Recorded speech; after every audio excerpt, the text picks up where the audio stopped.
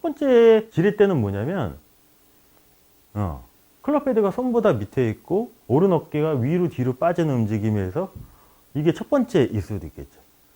그 다음에 두 번째는 어떻게 될까요? 두 번째 지렛대는 오른쪽 팔꿈치가 접히고 왼손목이 코킹이 되면서 두 번째 지렛대가 작동을 하겠죠. 첫 번째 지렛대는 이 클럽이 양팔하고 이렇게 있죠. 그러면 테이크어웨이 동작으로 이 삼각형이 이렇게 움직이는 게 첫 번째 지렛대 움직임일 수도 있잖아요. 여기부터 이제 왼손목 코킹과 오른쪽 팔꿈치가 접히면 이제 두 번째 지렛대가 작동을 하겠죠.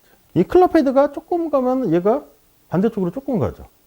근데 얘가 이렇게 많이 가면 반대쪽도 많이 가죠. 그러면 거기에 필요한 스피드가 더 많이 늘었다는 얘기인 거잖아요. 근데 우리 사람의 몸 구조상 이 상태를 유지하고 얘가 이렇게 그대로 이렇게 가기는 사실상 불가능하잖아요. 왼손목의 코킹과 오른쪽 팔꿈치의 접힘이 필요하다는 거죠. 프레셔 포인트 4가지가 있죠. 오른손 여기 힐패드 부분이 1번, 그 다음에 2번이 왼손, 3번이 여기 검지 첫 번째 마디, 4번이 여기죠. 근데 프레셔 포인트의 역할은 뭘까요? 스윙에 있어서.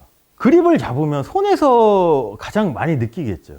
클럽 샤프트가 이렇게 평행으로 움직이는 거는 오른손목이 이렇게 벤트가 되면 프레셔 포인트 1번에서 제일 많이 느낄 거고, 여기서 왼손목이 코킹이 될 때는 프레셔 포인트 2번에서 제일 느낄 거고, 3번은 여기는 뭐냐면 그러니까 패닝 모션, 회전하는 거를 여기서 제일 많이 느끼는 거잖아요. 그러니까 클럽의 3가지, 클럽 페이스, 헤드, 그 다음에 샤프트를 프레셔 포인트를 통해서 이제 느끼자는 거죠. 근데 말은 어려워요. 지렛대 움직임에 적용되는 포스는 프레셔 포인트를 통해 클럽의 움직임이 느껴지는 압력의 변화를 해요. 결국 이 얘기하는 거예요. 클럽의 움직임을 느끼자는 거예요. 프레셔 포인트에서. 그래서 프레셔 포인트의 역할은 각 해당 번호의 프레셔 포인트는 각 해당 번호의 어큐뮬레이터를 만드는 데도 관여를 한대요. 그래서 4개의 프레셔 포인트, 4개의 어큐뮬레이터가 있었잖아요. 그 2개는 항상 이렇게 붙어 다닐 수밖에 없다는 거죠. 그리고 또 한 가지 역할은 뭐냐면 2개의 지렛대 움직임을 움직이는 데도 관여를 한대요. 그래서 골프는 이중 진자 운동이라고 얘기를 하죠. 첫 번째는 뭐냐면 이렇게 클럽이 제 몸하고 이렇게 팔하고 연결되어 있잖아요. 첫 번째 지렛대는 뭐냐면 클럽 헤드가 손보다 밑에 있고 오른 어깨가 위로 뒤로 빠지는 움직임에서 이게 첫 번째일 수도 있겠죠.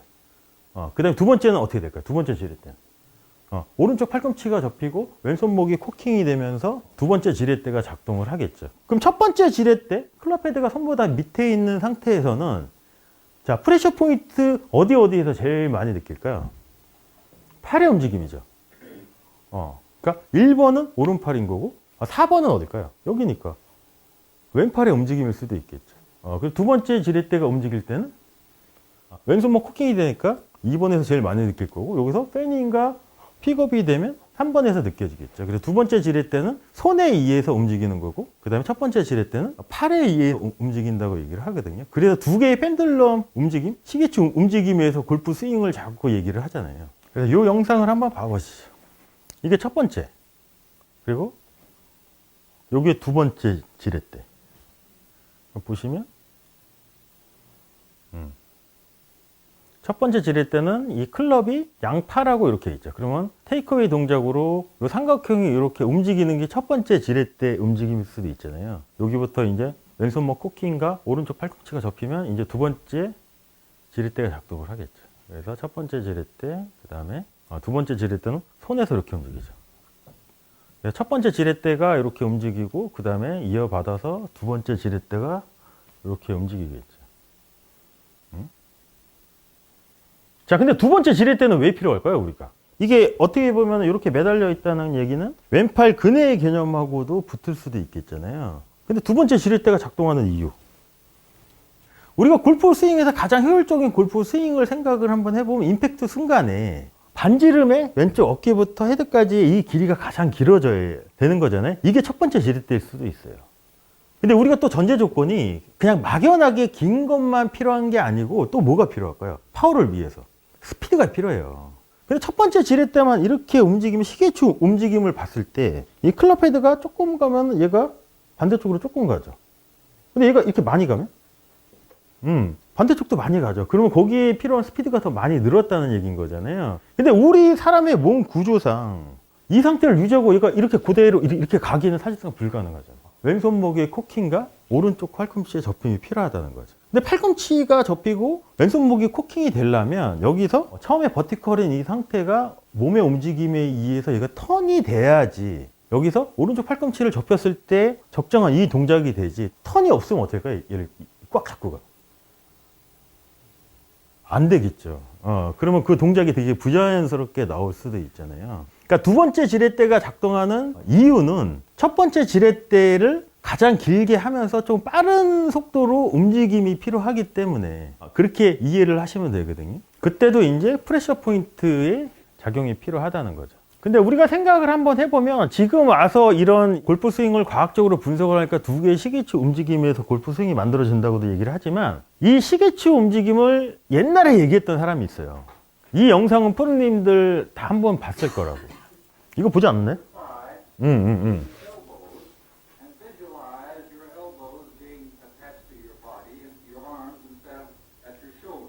자, 두 개의 지렛대 움직임하고 한번 보죠. 이게 뭘까요? 이게 첫 번째 지렛대 움직임이에요.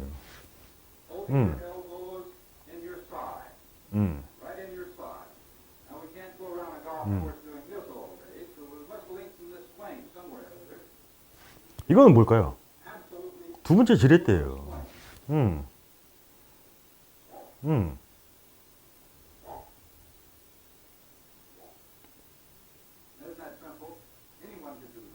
매우 쉽다고 하잖아요. 그러니까 베노가는 이렇게 또 이제 두 개의 시계추 움직임을 또 설명한 거고, 지렛대 움직임을 설명을 한 거고.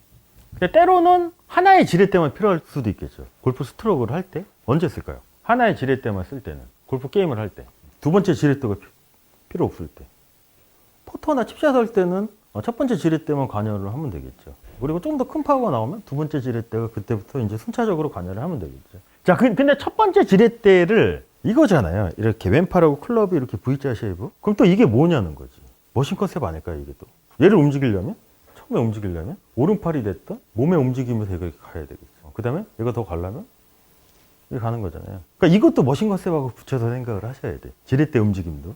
그래서 4개의 프레셔 포인트가 있잖아요. 이것도 조합을 하면 15가지가 나오겠지. 히터는 13번이래요. 13번을 스윙을 했을 때 클럽의 움직임을 프레셔 포인트 1번, 3번에서 가장 많이 느낀다고 얘기를 해요. 그리고 스윙어 같은 경우는 프레셔 포인트가 2, 3, 4래요. 이건 어큐뮬레이터 조합하고 똑같죠. 스윙어는. 근데 히터 같은 경우는 어큐뮬레이터 조합이 1, 2, 3인데 왜 1, 3만 했을까요? 그래서 우리가 어큐뮬레이터 2번은 왼손 뭐 코킹이죠, 이렇게. 머신 컨셉에 의해서 우리가 생각을 한번 해보죠. 코킹이 되는 원리에 대해서. 왼팔은 그네기 때문에 얘는 혼자서 못 움직이잖아요. 그럼 여기까지 간 것도 오른 어깨가 위로 뒤로 빠진 움직임에서 됐고, 왼손목 코킹도 얘는 그네기 때문에 혼자 못하는 거잖아요. 그럼 왼손목 코킹이 되려면 어떻게 될까요? 여기서 팔꿈치가 이렇게 접혀야 돼요. 그럼 이렇게 팔꿈치가 페닝과 픽업 모션에서 접히는 건 어큐뮬레이터 몇 번이냐는 거예요. 1번이에요. 2번이 얘인 거잖아요. 그러니까 어큐뮬레이터 2번은 그냥 오른쪽 팔꿈치가 이렇게 접히면 자동으로 작용되는 걸 수도 있겠죠. 그래서 프레셔 포인트 2번이 어떻게 보면 생략된 거죠. 왜냐면 안 되는 느낌일 수도 있어요. 히터 같은 경우는 이렇게 놓고 팔꿈치가 이렇게 접히면 코킹의 느낌이 없는 느낌? 그 이제 플라잉 웨지 구조에서 오른 손목이 코킹이 되면, 여기서 코킹이 되면 이 클럽 샤프트가 바닥에 있는 라인을 바깥을 가리키는 거잖아요. 그래서 오른 팔뚝 플라잉 웨지로 보면 오른 팔뚝 플라잉 웨지는 여기서 회전만 되는 거잖아요. 벤트가 이렇게 된 상태, 라인을 지키려면 여기서 페닝과 픽업 모션에 의해서 되는 거겠죠. 그럼 이 상태로 왼팔 플라잉 웨지가 유지가 되고 페닝만 이렇게 되면 왼팔이 지면하고 평행이 됐을 때 이 그립의 끝이 앞쪽을 향하라고 얘기를 했었죠. 그러면 자연스럽게 어떻게 보면 제 왼손목이 어떤가요? 프로님들이 봤을 때 코킹이 된 것처럼 보이나요? 아니면 안 된 것처럼 보이나요? 됐잖아요. 근데 이건 아니라는 거지. 그러니까 거의 그냥 이렇게 놓고 그냥 픽업의 느낌이 되면 코킹이 없는 느낌이 들 수도 있거든요. 그래서 프레셔 포인트 2번을 생략한 것 같아요.